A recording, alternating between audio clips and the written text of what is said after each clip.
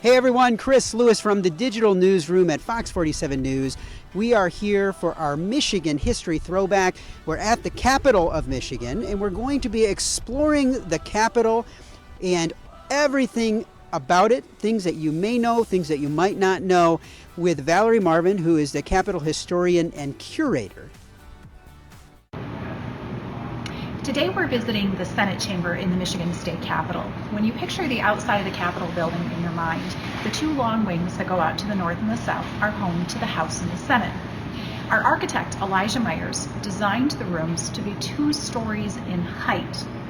We are standing right now in what we call the Senate Gallery, which we'll talk a little bit about later. First though, I want to take a look downstairs and take a look at the Senate floor.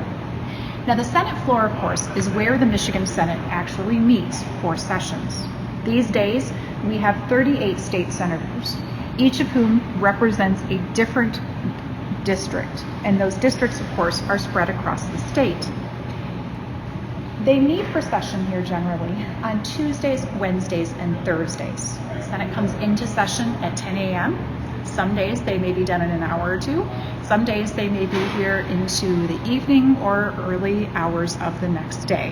One never knows how long Senate session will last. Now at the front, at the rostrum, presiding over session, you will find the Lieutenant Governor, Garland Gilchrist II. In fact, when he is presiding over session, he is called the President of the Senate, and he fulfills that role here. The members themselves, of course, sit at their desks. Each member has his or her own desk. They are seated at those desks, traditionally, according to their political parties. So just as we talk about the right and the left of the political spectrum, so we have the right and the left of the aisle, if you will. Traditionally, Republicans sit to the right, Democrats to the left, although whichever party has the majority will actually move a few members to the other side. We do not rearrange the desks based on majorities and minorities. Now, if you look across from us here, we have a small balcony that's a mystery to most people. Most of us aren't sure why it's there because it's not used for much today other than for a camera.